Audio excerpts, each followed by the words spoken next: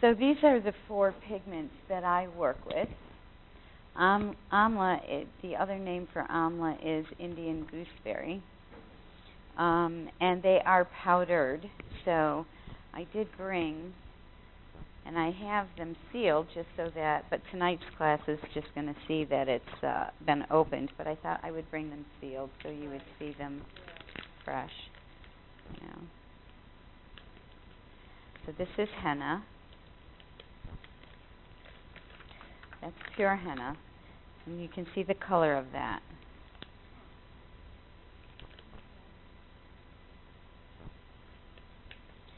Indigo has been used to dye textiles.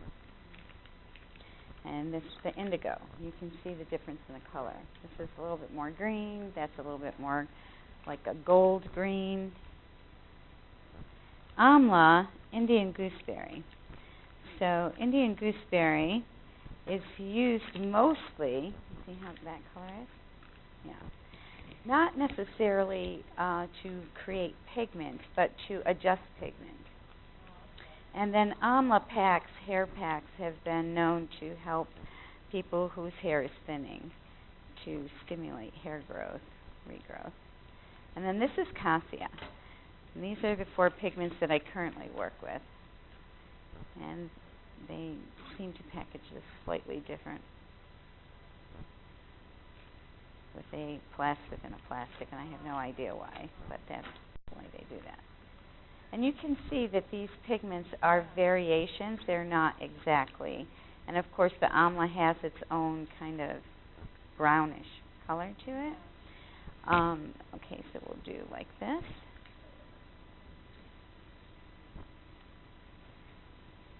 So in the henna world, and we use the word henna incorrectly because we kind of lump all of these together, right?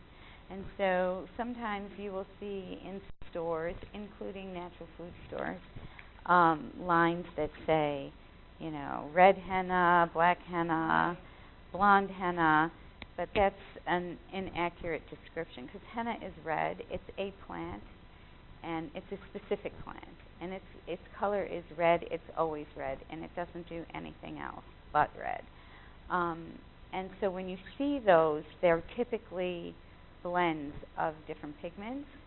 So if you were to get something that said brown henna, it would most likely be mixed with indigo, and it might have a little amla in it. So they're pre-mixed.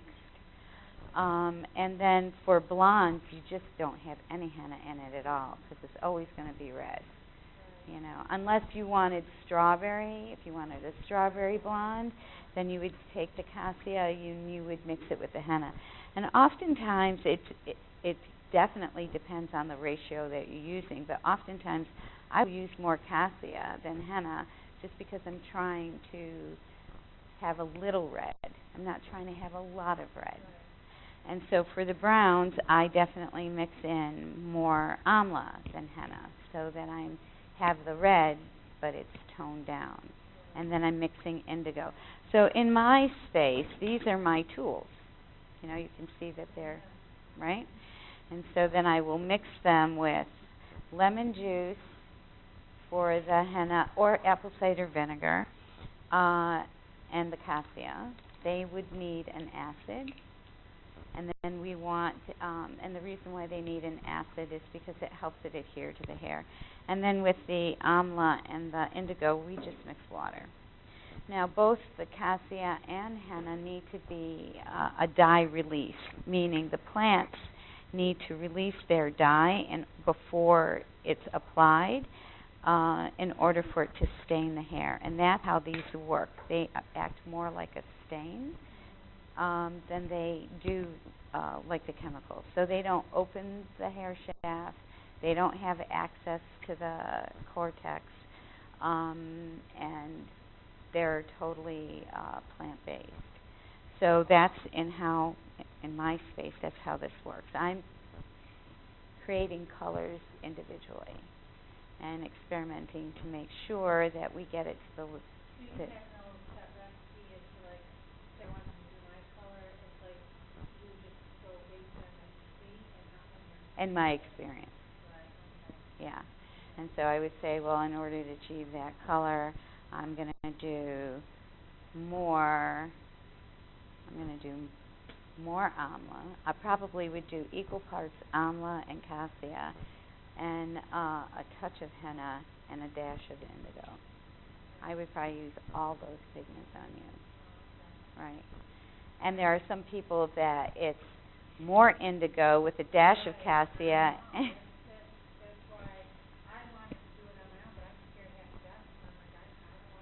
Right, right, right, right, right, right. No, and that's kind of the thing is if you find something that works for you and it's not harmful, yeah, yeah. But this is something that I think is exciting for salons to do. And my space is different. It's not a traditional salon. So while these pigments are on, sometimes we do henna body art. You're going to do a pedi because the pigment's going to be on longer. Yeah. But see, the interesting thing is there's a certain amount of information that's out there. And then they stop at that and they go, and then the reality is that when you go to cosmetology school, they don't know anything about this. Right. They're all funded by Goldwell or Estee Lauder or whoever, and so they don't know anything about this. And so then the fear of God, henna damaged my hair, and henna did this, and henna did that. But the reality is that henna should only condition your hair. Now, then we get into the whole labeling thing. The labeling thing, these pigments are grown in arid countries. What do I mean by that? So here are, I'm hoping that this little system here, let's see what next does. Aha! So this is me. This is my family. This is my little salon. And my past life, that was my original salon. And then I used to work for Kids Against Pollution in Nyberg and Natur-Tyme, as you see. And so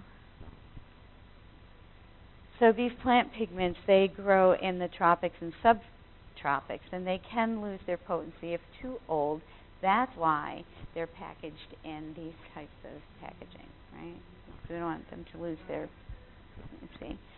And then, of course, the traditions around how they're used are from those cultures. And so we have very different labeling laws than they have in those countries, right? So, and it's not necessarily, how do I want to say it? It's like some of these companies are American companies, but they've set up over there because they can get around the labeling laws, all right?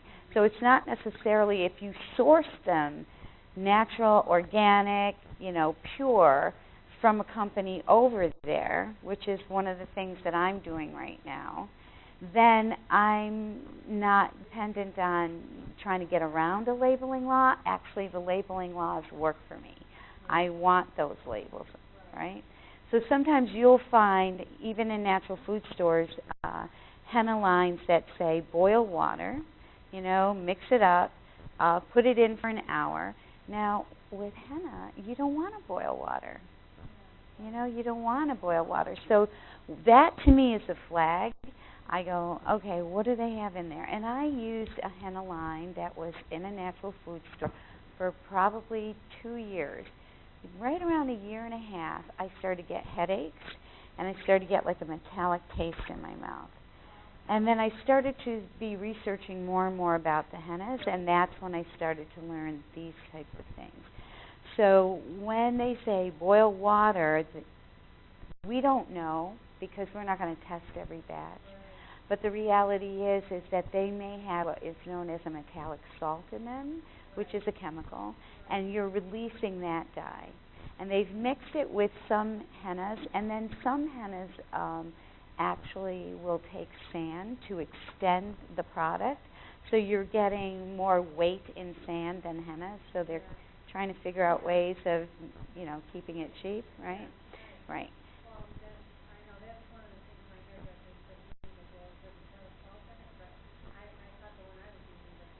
Right. that stuff. But well, none of them. You know, Right. it's just Right. It's true. yeah, Yeah. yeah. So, But he said all of them have it. I said, well, I looked on mine, and this one that I was using said it didn't. Surya? Yeah. Yeah, they may not have a metallic salt, but you might want to check for PBD, and I'm not sure because a lot of these companies are getting cleaner. So my last conversation with Surya was probably 7 or 8 years ago, and they had a very small amount of PBD. Now, I carry a chemical line as well as what Natur-Tyme carries. I turned Wendy onto it. It's called Organic Color Systems. And they have PBD in them as well, but their PBD is a 2%. And I think Surya was close to that. But see, the minute you start trying to blend these powders with liquids, you're going to do something. I think their powder doesn't. Right. And I think their cream. There you go. Now, that's why I came here to do that. Then this girl that does it, she switched to the cream. And I'm like, why? No, Right. I could use completely on the powder on you. That's why I was going to see. I said, they taught me how to do it. I use the powder. Yeah. I'm tired of it. Yeah. It is and it's not.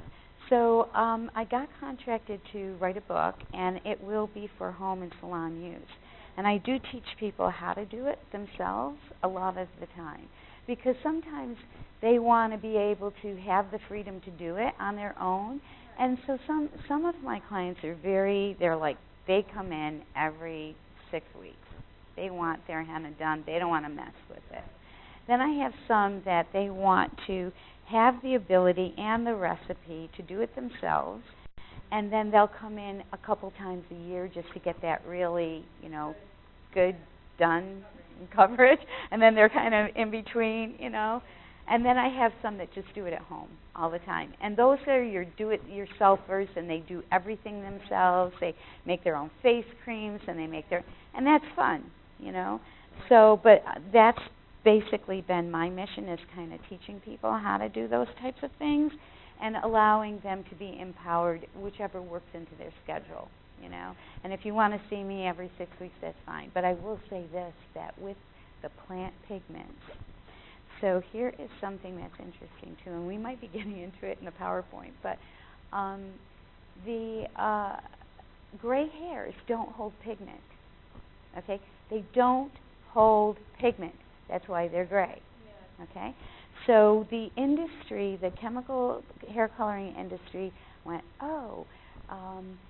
those people with gray hair have to come into salon every 2 or 3 weeks, and it's not something that, is really marketable. So let's hit the younger generation. Their hair holds pigment, right? And then the focus went from covering gray and being youthful while you're aging to, you can have any hair color you want. Now you can have purple and you can green and you can, right? So that, we have to include that in our memory banks, because unless we understand that, then we don't understand why our hair is not doing what we think it should be doing. So with these pigments, they're a stain. So they actually are much better for gray hair. It stains it. And as we get more and more gray, then we get caught up in what we call a two-step. So we have to have a filler that fills those grays, and then we do a color on top of the filler, because, again, the grays don't hold pigment. It is a stain, but you won't get the depth of color without a filler, right? So let's kind of... So this is the Indian gooseberry, and you will see that it says that it's been used for fixing dyes in fabrics, right? And it's also been used in shampoos and hair oils. Now, the amla, again, the reason why they put them in shampoos and hair oils is for thinning hair and stuff like that. So it does not add color, although I believe there is a tinge that it does add, because when I have done the amla packs in salon on people that really want to have that treatment, to boost their hair growth, I feel that when I look at their hair, that there is something, and it might not be drastic, but it is something. Yeah. And I love it because it's close to that kind of a color. Yeah.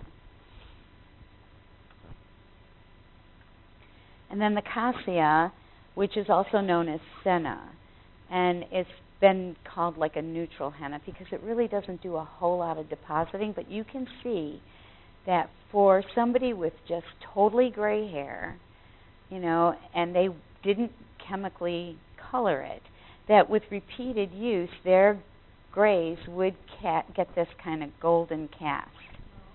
It's kind of like a dirty blonde. Yeah. But it's over time. It wouldn't be right away.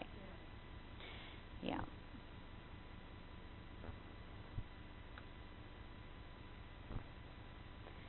And this is the henna plant.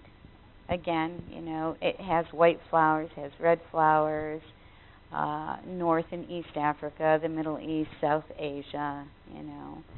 And not all plant pigments are, you know, it depends on the season, you know, it depends on, did it rain enough, was it too dry, and apparently with henna, if it's really, really dry, not a lot of water, and very hot, it makes a great dye.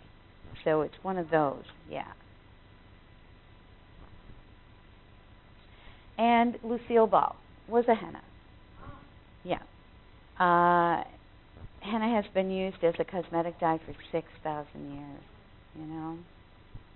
It's really, really interesting. Henna has also been traditionally used for centuries in other parts of North Africa, the Horn of Africa, the Arabian Peninsula, which of course is Iraq and all of that, the Near East, South Asia, that's India, Pakistan. The color that results from dyeing with the henna depends on the original hair color as well. So again, you know, I would look at your original hair color. I would say, in my experience, when somebody with that hair color, then this is what it's going to do. You know, and in the beginning, I would take strands of hair and just play with those too, because I didn't want to do it on top of their whole head.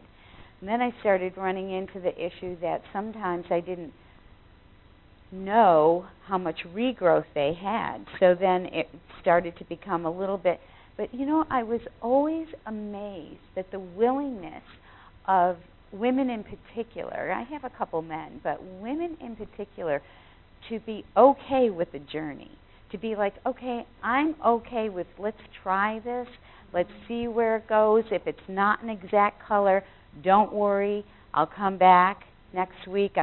So I'm always surprised at that willingness. Right. Yeah. Oh, I know. It's crazy. Right. Right. Right. Right. And yeah.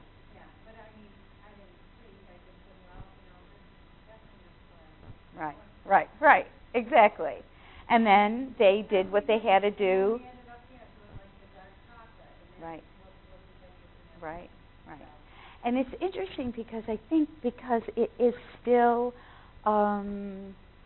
cutting edge, that I can understand how somebody without experience who's, you know, would say, you know, I don't want to do the dark chocolate on her because it's going to be really dark.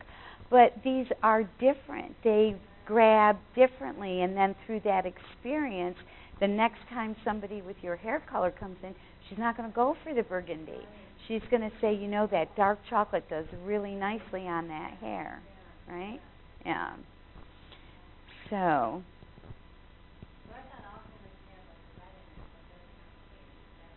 It is true in the fact that if they have henna in them, they will have red. So the dark chocolate has enough amla and indigo in it to counterbalance. Right, right.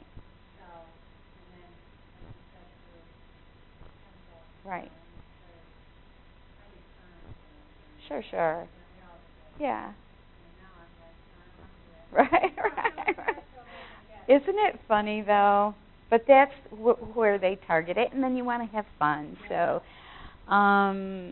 okay, so we were getting into the color that results from, right, And then the henna can be mixed with other, right, including the cassia for lighter shades of red, even blonde red or indigo to achieve brown, black shades. Some products sold as henna include these other, right, and others may include metallic salts that can interact with the other chemical treatments or oils in ways that may inhibit the dye, or even chemical dyes, which are common allergens. Any product that comes in a cream, block, or paste form has some sort of additives. Mixed with lemon juice, apple cider vinegar, for room temperature tea, because you don't want the tea to be hot. And setting overnight for the dye release. And I was going to bring one that was set overnight, and I totally forgot it in the salon. So this is me when I was doing the indigo overnight. So I would do the henna and sleep in it, and then I would do the indigo all day. And so sometimes I would flip that. Yes. But it's a lot darker in that picture than it is here. Oh, interesting. Yeah, I've never tried to do honey with it. Yeah. Yeah, it's messy anyway. And I can see how the honey can actually maybe make it less messy. Yeah.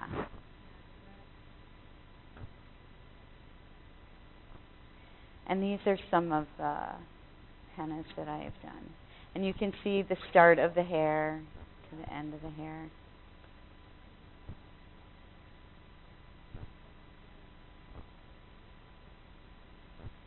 And the bottom one here, she totally had chemical.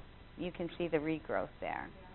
And then when we did just the henna, what it did to the chemical red she was doing, just made it so much better. And then we decided when she wanted to go darker to leave some of the reds out. And so she's this one here. And so we did the dark and we left some of the reds out. So you can actually play with it a little bit like that. Now for the woman next to her, Becky, with this large regrowth here, right? And then you do the henna. And I think this was a blend of henna and indigo, as it says there, henna and indigo. Those grays still grabbed more orange, right? And so for that line of demarcation, because she didn't, in the henna world, this is very experimental, and it's getting better and better, but at the time of hers, I'm contacting them, and they're like, well, she'd just be glad that her hair isn't gray, and she's just going to have to live with it until it grows out. I was like, she's not going to accept that. So I started playing with indigo, just like timing it. So that indigo I threw on her roots in here, and I left it on for 15 minutes instead of so that's when I started to realize, they say the longer it's on, the better the deposit. Oh, well, it doesn't mean you definitely want a better deposit. Sometimes you want a little deposit. And that's when I started playing with times as well as pigments. And so then I threw the indigo on for her for 15 minutes.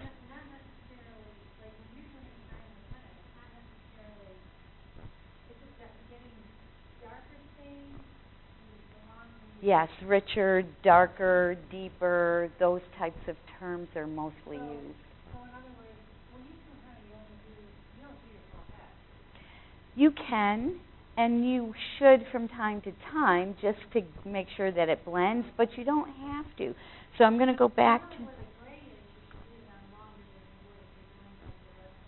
You could. You definitely could, although I will tell you this, I love the variations of the color. Like in your hair, I love it because it gives it dimension and it doesn't make it look like it's fake at all,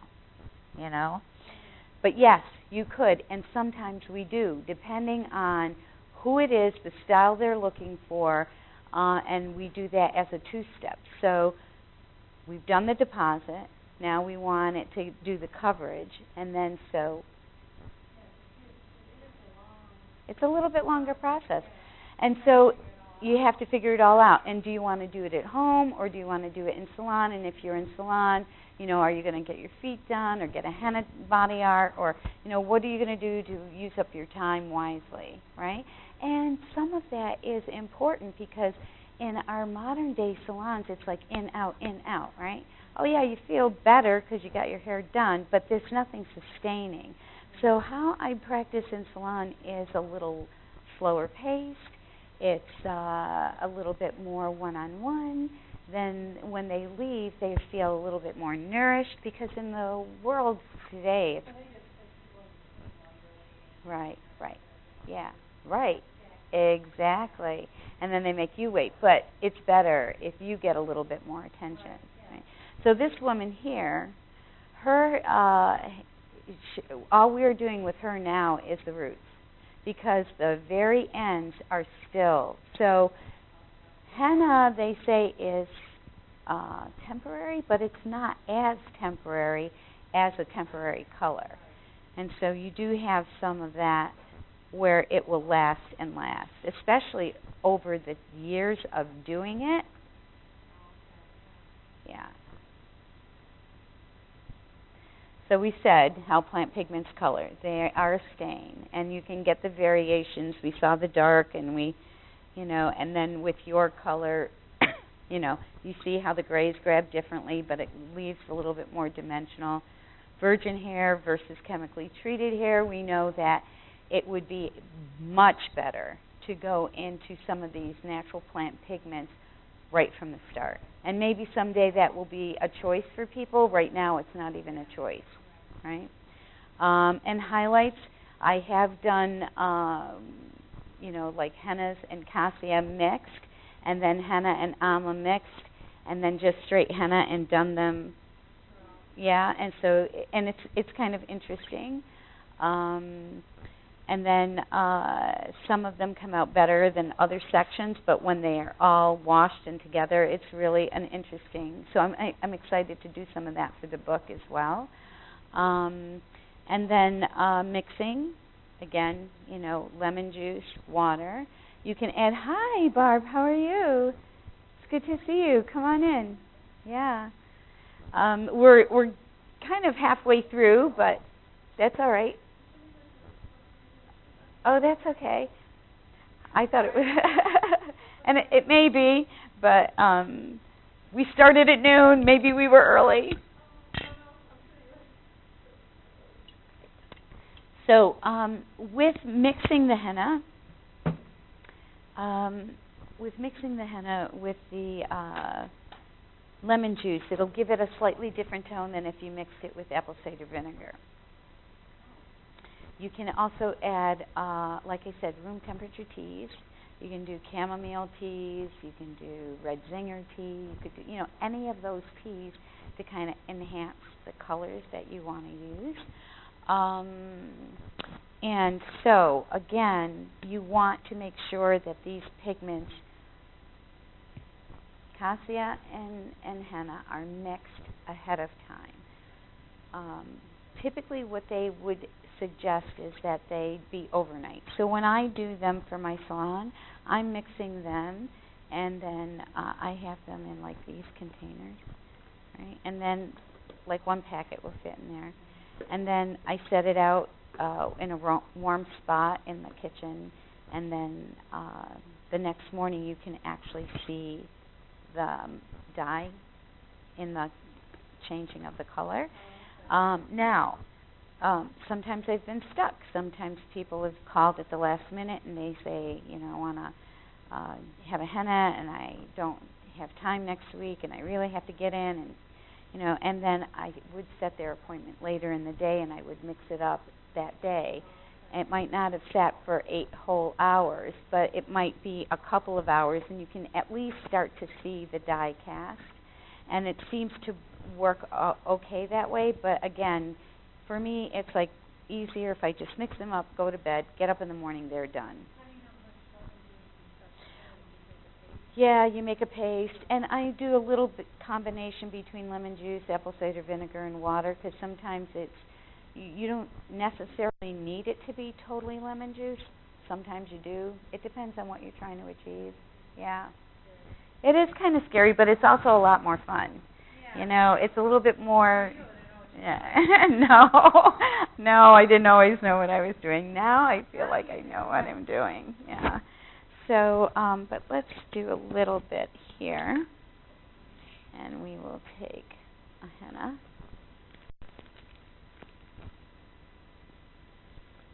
That's the other thing. Anybody can sell henna. How do you know it's like good henna? You want to your certifications. That's why I go for those too. You know. And yes, the USDA organic label isn't necessarily all it's cracked up to be, but it's still much better than, yeah. And then you can tell from also the how it looks. You know, when you've been working with the natural pigments and you come across another henna, or if you've been working with the other hennas and then you get involved with the natural pigments, there's a difference in the texture. Yeah, you can see it and feel it better. Yeah, yeah.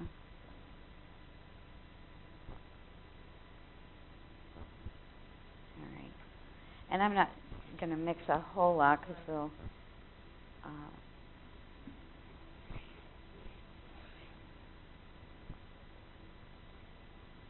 and again, you know, the flag is when the label says boil water. I mean, I would never want to risk boiling water and compromising the plant pigment because it is a plant. You can damage that from the boiling water.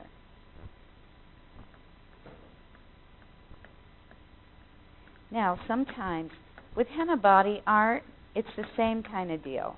You're just going to mix it up, and then you're going to add a little what they call terpene oils. They're essential oils. And again, I like to go back and forth between water and the acid just because I don't want to go strictly acid, but it doesn't matter. You could. And I think that I started doing that more as I started doing more hennas in salon just because I'm running to the grocery store to buy my apple cider vinegar every day, you know. It's like, and typically I try to get the organic, and it depends on if the co-op is open, because we have a small town, we have a little co-op, and you know, and if not, then I'm running to the regular store. But now, how do you apply the henna? Do you apply it with like a brush, like the normal? No, I don't. I just glove my hands, and the reason why I glove my hands is because it's not because it's poison. It's just it will stain. Yeah. And then this looks a little lumpy even, but I will say that at this point I'm going to let it sit. And then by the time morning comes, it's changed its texture too, just from sitting. So what happens if you did that and it got too runny? Would you have to just add more in the morning and then just let it sit? Yes, yeah. You wouldn't even really have to let it sit. You could just add a little bit more of the powder so that it's thicker, because it's already sat overnight. And you're just looking for texture at that point, you know. And then you can smell that. And typically with the henna body art, they would do a terpene oil, which is an essential oil, to help it stain the skin. But on the hair, that's really not a priority. On the hair, the essential oil, although sometimes I add essential oils just because some women would prefer to smell like jasmine than smell like that, you know. So this is the henna. And then, yeah, so. Yes, yeah. And, you know, you wash your hair normal and put your conditioner in. And, you know. What about preparing your hair before you apply that? Do you have to just put the shampoo and the oil? I don't. But you know what? You should smell my hair. I don't know. You should smell my hair. Do I smell like that? Oh, no. No? Okay. I'm like saying, no, you don't smell. I'm thinking, I don't know. Maybe I should do the sniff test. So, Barb, we were talking about the 4 pigments that I use. Barb's been to my little salon. Yeah. And she, and it's changed some since you've been. Yeah. So we have the cassia, which is more of the blonde tones, and then we have the henna, which is red, always red, indigo, which really in the textile world goes more blue, but it doesn't on the hair, right? And then amla, which is the Indian gooseberry, and we were saying how it doesn't necessarily add pigment, but we use it to adjust pigment, and also for, it's known, Indian gooseberry is known for like thinning hair and helping revitalize, re-stimulating hair growth. So that's what the amla is known more for. So let's see, here we go. All right, so in storing, you know, oftentimes if you get them in these little metallic bags, that's fine. If not, you know, you want to keep them in a plastic container or jar that's, you know, not in the light so it doesn't lose its potency. And then we did discuss deposit time equals richness of color and long-lastingness. Again, we can use that as a reverse, right? We can say, okay, if I leave this indigo on for an hour instead of 5 hours, I'm going to get, so I'm going to go back to that picture of myself. Do you remember that? Where, here, I think it's a lot. Oops, sorry. I think it's a lot darker than what I'm doing, and I would leave the indigo on a lot longer. Let's see. See that? Now look at my hair now. It's not quite that black. That's really, really black. Yeah. Yeah. Really? How funny. Because I see it and I go, wow, that's really black, Chris. You need to lighten that up. So. Oh, how funny. Maybe it has to do with the light. Maybe.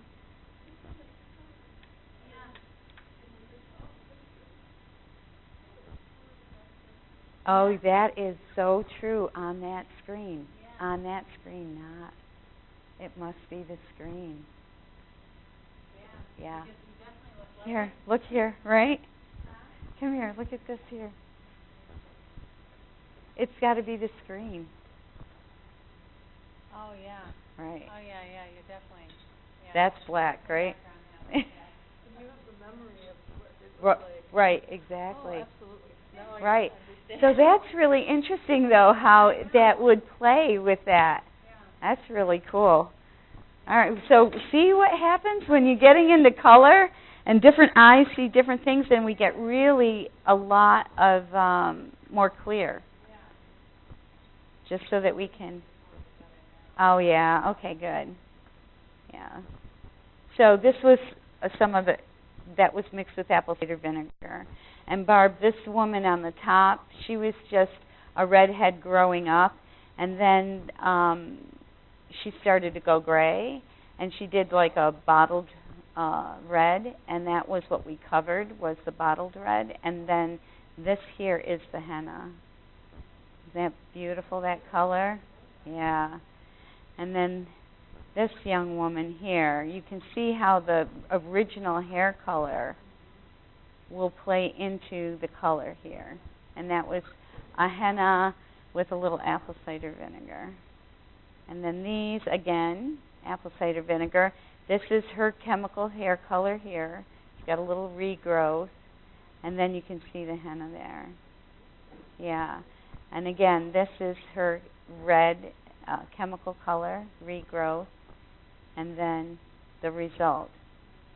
Yeah. Yeah. Oops, we went backwards. We want to go next. Girl, hit the right button. And then this is the same girl from the previous page. And what we did was we kept some of the reds out, and then we did a henna indigo so that we would make her brown. And we left some of the reds out, and you can see how that gave her more of like highlights here. This woman on the top, I totally loved this color on her. So this is her with her red chemical dye. And to me, her eyes popped. This was just a beautiful color. And she said, oh, I want it more red. And so we did another henna. But this was a henna indigo. And then we hit it again with henna. And she was happy. That's what she wanted, was more red. But I'll tell you, when I saw that, I was like, oh, my God, that's so beautiful. And then this one here, Barb, we were talking about how her line of demarcation, because she was coloring her hair with a chemical. And then this was her regrowth here. And then when she came in, we did a henna indigo. And you can see, yes, her hair is still a little wet here, but that the gray still grabbed more of that. Right. Right?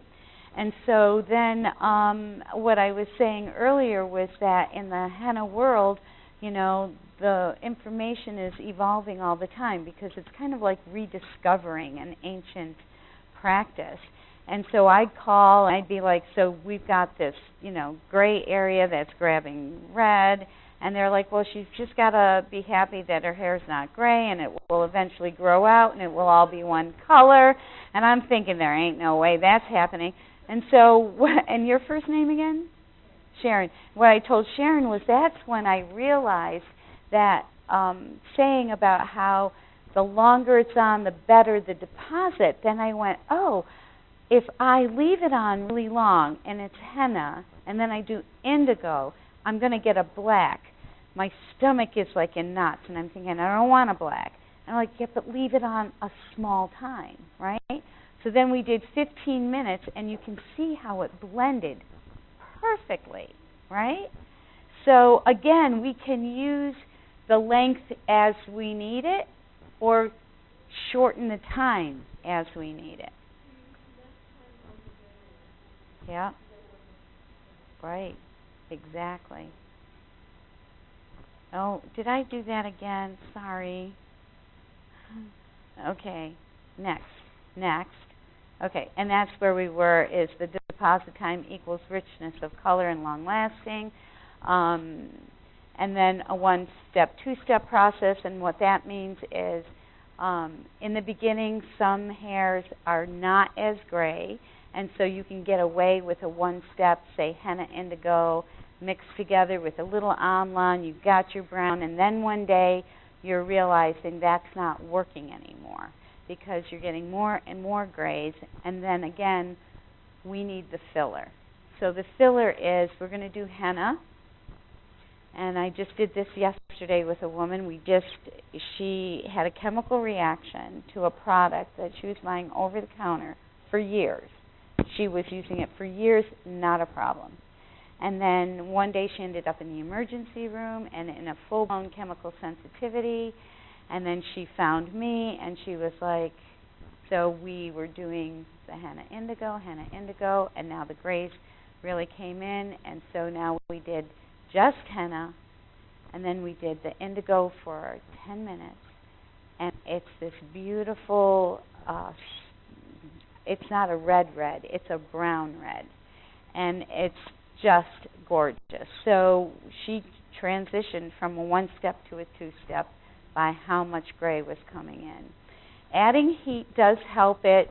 So in salon, I have a thermal cap, and I put people under the thermal cap. And again, if they're going to sit there for an hour, and I try not to make them be, sometimes I do book many hennas in a day, and they're kind of overlapped, but sometimes I like to, and I kind of intuitively do it too. I feel like if I know my clients, and I feel that Susie needs that hour with me, instead of booking another henna in that time slot for her, I'm going to say to her, do you want a pedi? Do you want a manicure? Do you want a henna body art? How else can I interact with you and not have that time be lost as far as commercially for me? Because, of course, you want to give them that time anyway, but then the mentality is, you know, the more you do, the more revenue you make, and, of course, you're paying your rent and you're paying your bills, and that's all important, right? So how can I interact with you and feed you and nourish you in a way that I'm still able to build on what I'm doing? Yeah, it might be a little bit more expensive. She's walked away after a $50 henna, and she's added a $25 mani or pedi or a $10 henna. She's paid more, but she's also gotten more, you know? And then so I will put them under the heat, but I don't like the blow dryer because that's dry, and I like the thermal cap because it keeps it moister. And it's just moisture because it will dry in certain areas. And then for me, the color corrections come with using the indigo. If ever there was one color that could correct a lot of different sins, indigo will do it. And you just are timing it. And I've timed them to the point where I'm doing it on. So we had one woman who it went really, and you could look like, okay, if I do this for 2 minutes, it should, you know, to put it on, I'm rinsing it off in 2 minutes, and then I'm looking at it, 2 more minutes, you know, put it back on, 2 more minutes. We finally got the recipe. Once we got the recipe, we don't have to worry about that anymore. But indigo is exactly, yeah, because you don't want to do that swing, right? It's like the smallest little increment, yeah. And of course, you know, these are the good resources, and that's my website too.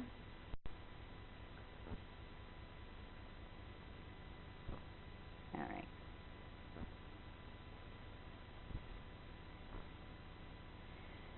Okay, so we'll turn the light back on, and then we'll have this discussion, and you can ask me questions, and we can mix up a little bit more. Actually, I'll let you mix up some stuff here, too.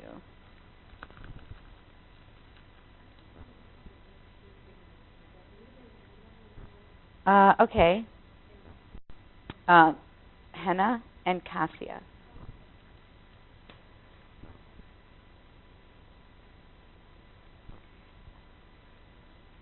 And I know... So when you apply, do you wet the hair? No. I'm trying to think what they do. Do they wet my hair, they wash it, and they, you know, get all the shampoo and conditioners and everything off it, and then they put it in the pot. No, I just do it dry. I mean, most of my people are using natural products on their hair, shampoos, conditioners. Yeah. Right. So, I mean, I don't know, maybe for the Surya, that's what they say you should do. So it's a certain product, and that's probably what they're suggesting that you do. With these, yeah, with these I don't. They come right in, and they'll have product in their hair. And I just brush it right out, and I put the pigment on. But, Maybe that's the way I used to. I mean, right. they do it on your dry hair. Right. Well, and then with the organic color systems, they also suggest that. They also suggest doing a shampoo beforehand and doing the hair wet, and I've done those that way, but I don't anymore. And then when they're done, they rinse it out. They don't shampoo it out, but then they put a conditioner on it when I'm done. Yeah, I mean, for the organic color systems, and you know, I have to say, they're a nice color system. They're, you know, least toxic. Right. No, I shampoo it. But see, this is mud. This is mud. This is not a cream. I'm going to shampoo it, and I'm going to shampoo it twice because you're going to walk out of my place with still mud in your head. Yeah. Okay? So No. So how I do this is, like I said, even if they have product in their hair, I'll brush it out, and then I'm putting it on dry, and then sticking them under the thermal cap, and then when that's done, I'm going to wash them. It depends if we're doing a two-step or not, you know. If I'm doing a two-step, I'm rinsing them, and then I'm putting the indigo on. And then after the indigo, I'm washing, and then I'm conditioning. With the organic color system, so I've had a few people that didn't like the red pigment of the henna, and they have brown hair. They have brown hair, and so brown hair typically has some red tones in it, and so they're grabbing red, right? And so we're all taught that blonde is best. You know, and blonde is best, and so red is nasty, even though Lucille Ball was a redhead, you know. And so she really was just having a hard time with the red, you know. It was one of those things where, well, I was blonde as a baby, and I, you know, blonde this and blonde that. And, you know, for some people, that's a big issue, you know. And in my world, I'm like, are you kidding? This color looks freaking fabulous on you. And, you know, so I transitioned her back to the chemical color. Now, I think that because I use the organic color systems as the chemical color, which is ammonia-free and the light PVD, that I can do that. I'm able to go back and forth, you know, and I'm putting the henna on top of that, and I'm putting that on top of the henna, and it's okay. Now, if it were some other color, you know, like Goldwell or, you know, Estee Lauder or something like that, I was freaking out just trying it with the two clean products. But I believe that if you have a really clean plant pigment line and you have a as clean as you can chemical color line, I think there's a place where you can kind of work together with them, you know. And so so with those pigments, that's how they work. So with the organic color systems, I don't wash them first. As they suggest, I leave it on longer. Now, it's not a pigment I'm worried about them getting an exposure to. It doesn't burn, it doesn't stink, it doesn't. So typically they would say to leave it on for 20 minutes. I might leave it on for 30 minutes. I might leave it on for 40 minutes, depending on the porosity of the hair, you know. So I'm kind of excited that the book is going to cover some of that, you know. And I feel like it's not something that all salons will do, but for those salons that are interested and do want to offer this, and there are, I mean, I've gotten emails from all over, whether it was California or Barcelona, you know, saying I'm a cosmetologist, I'm starting to use hennas. I see on your website you were able to blend this. How do you do that? You know, that kind of thing. So I feel that there's at least a place for what we are learning in that world, but I don't think it's going to take over, nor should it, you know. It's just one of those things that there's a place for it, and it should have a place, you know. And whether or not it's something that you learn to do at home with these different pigments, or, you know, we help you create your own personal recipe, and then, you know, stuff like that. It's all very, very fun and exciting. But I'm going to let you, Sharon, take and add a little lemon juice to the cassia. So you have, Barb, no? yeah. Barb's going to do one too, but yeah, I thought it was a flip top, but apparently not. I know you're not going to be able to flip it. Yep, just yep. Yeah, good. And then you can start with that, and you can start adding more if it needs more, which it may. Yeah.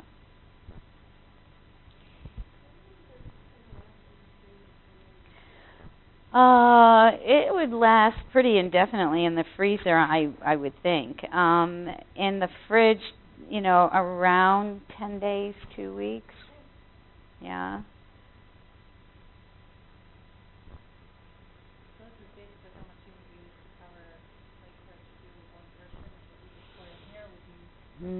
It depends on, it depends on the length of their hair, the thickness of their hair.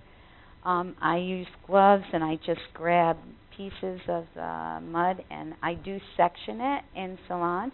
When I do it for myself, I'm not sectioning it. I'm just grabbing it and working it in, Now, does this need more lemon juice or is there where you add water? That's probably where I would start adding a little bit of water.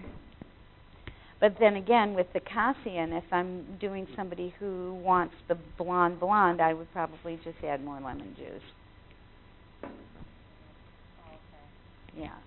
Now, both those pigments, the henna and the Cassian, need to let the dye release, right? That means that needs to sit for several hours at least so that the dye is actually coming out and ready to be used. The other, the amla and the indigo, you're going to mix when you're ready to use them. Now, That's good. Yep, that's good. Yep. So, okay. no, there's no neatness with these pigments Well, at all. that's not bad. No, it's not. Let's get it all over the place. I know, right? No, you did a good job. Very good job. So you feel that, Yeah. right? Because it's mostly in the feel, I right? think, like you and yours already has loosened up a Yeah, little. can you start to see the colors changing some? Yeah. Yeah. So this is the one that you start with. This color. You mix. Yeah. Yeah, you would mix. This color you would use only to adjust the color here. You could use it by itself if your hair was totally gray, right? And then I use it to, okay. So in regular traditional cosmetology, sometimes colors go ashy and you counterbalance them with some gold. The indigo can go ashy, and so sometimes I add a little cassia to counterbalance that. You have to be really a color psychologist. Well, if you aren't one, you will become one through trial and error. Exactly, through trial and error. And then, again, these pigments, once they're the amla and the indigo, they aren't something that you would be able to save after you've mixed them, at least the indigo, really. So sometimes when I'm doing a henna indigo mix and I have some left over, I do freeze it. But the indigo, it's like it's not there. So when at least I have the leftover, and it's really the henna that survives the freezing, not the indigo. So if I pull it out and I need to do an indigo, I'm going to add more indigo to it. So the indigo doesn't survive the freezing. The amla you can refrigerate for probably a couple of days and use it as a pack, but it's not one of those things where, and I think you can freeze it better than refrigerate it better, the amla. So you could use the alma, like you said, if you wanted to, like... The nutritional pack, and to adjust color. Yeah. And these we don't... Right. It's just the pack. Okay. Yeah. Because you do notice that it does... I do believe so. I do believe so. So then I would add a little red. Well, it's interesting because if you're doing it all by itself, I'm not convinced this is really red here. Yeah. It's kind of like a beigey red or something like that, right? Yeah, so it's interesting. And actually, I'm looking at places where your hair and I'm thinking, geez, that might be kind of fun to try too, right? So, Barb, I'm going to let you mix the indigo. And we don't use Fill me up, Barb. we don't use the acid with the indigo. We just use water. Okay. So it's really, Yeah. it's just about, like you just mix a little bit, or you pour a little bit in there and you mix water. Yeah, I mean, we could do the whole packet, but I'm kind of choosing to save some for the next class. Yeah. I just didn't know if there were specific measurements or you... No, yeah, exactly. Yeah, exactly. It's more by texture and, yeah, the end result that you're looking for. So with the, and you'll see the textures too, so that'll be fun. You can add a little bit more. Yeah. I know, it's a craft, just one of those things. I know, and if we didn't fill it quite as high, right?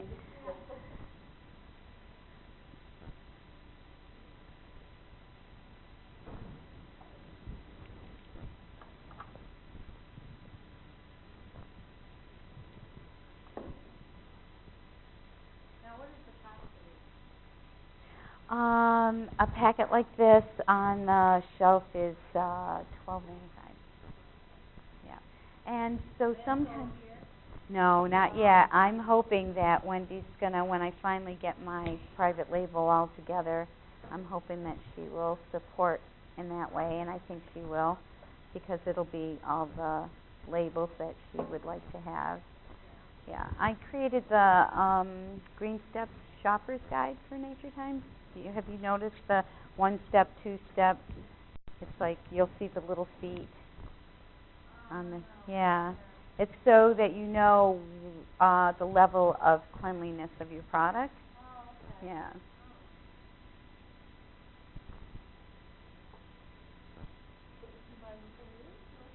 Oh, you could, yeah, in the meantime, until they're here. Yeah.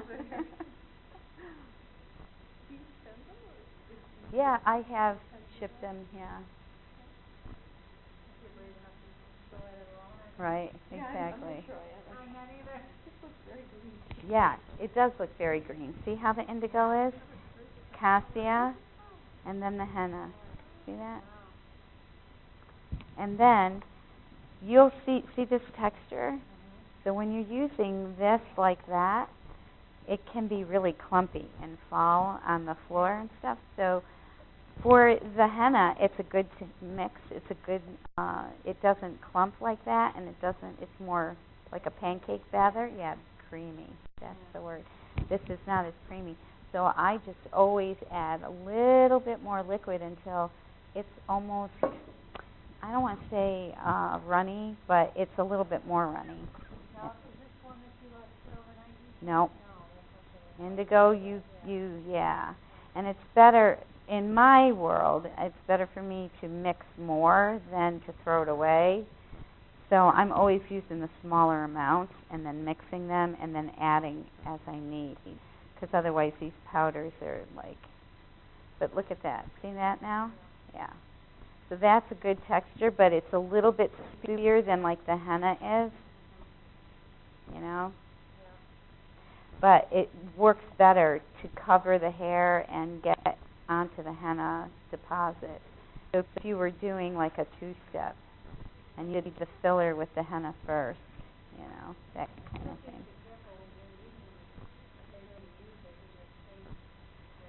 Yes and no. Yeah, because, bless you, because it takes a while for the stain to happen. Yeah, I mean, if I do this, you'll see it on me because it grabs skin and nails quicker. It's interesting because my husband asked me this the other night, and I thought, I never even thought of that. All the years I have been doing this. But he said to me, how come it doesn't stain the scalp? Must be something in the cells of the skin on the scalp, because you can throw henna on your scalp. It's just you would have a bright red, but it doesn't. But it will do it to your skin, even just yeah. and your fingernails. So sometimes my nails are the worst because I do sometimes cheat and not use the gloves, and then my hands have that pigment on them, and so I look like I've been gardening all day. But and in a salon, that's not the look they really want. But but that's kind of how it is in my space. Yeah.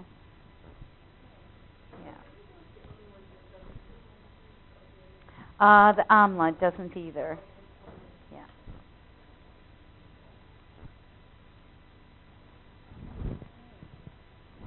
So you have my card. Yeah. But your hair looks great. Beautiful. Beautiful. Well, I don't know. I didn't decide on Yeah. doing it on my own or just sticking the way I, Right. it's just like have someone else. Well, and that's what I mean. Sometimes people are like, no, you just do it. And why not? We all need that time when we can just sit and let somebody else take care of us, especially women, because we're in our society, we are the nucleus of everything. That's why they call it the nuclear family, right? The woman is the nucleus and she takes care of everything around her.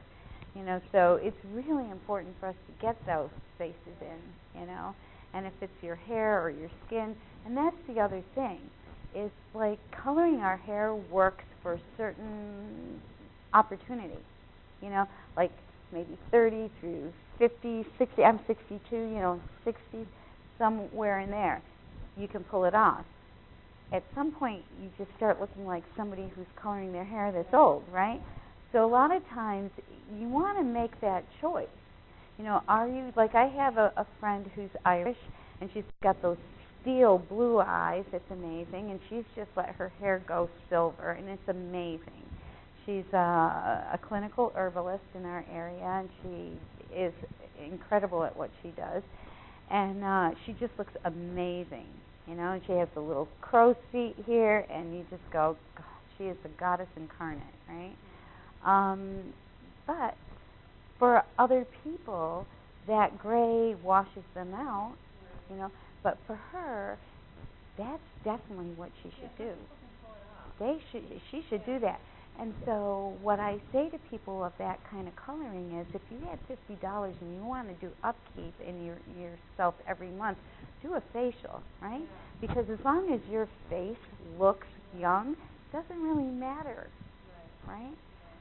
And so that's part of it. That's part of I prefer to use the word saging process rather than aging, is how do we do this gracefully? And if I have just so much in my budget for me, for my body type, for my skin coloring, where is that best used?